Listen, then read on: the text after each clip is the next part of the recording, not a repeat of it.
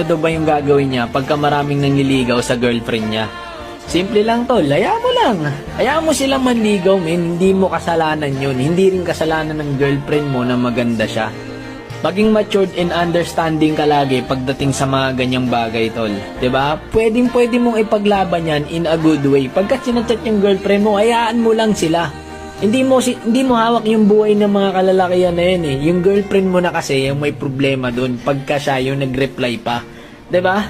Pag nilandi siya ng lalaki men at lumandi din siya, yung girlfriend mo ibigay mo na dun, wag mo nang habulin. Kasi ibig sabihin men, hindi niya nirerespeto yung relasyon nyo at hindi ka niya nirerespeto.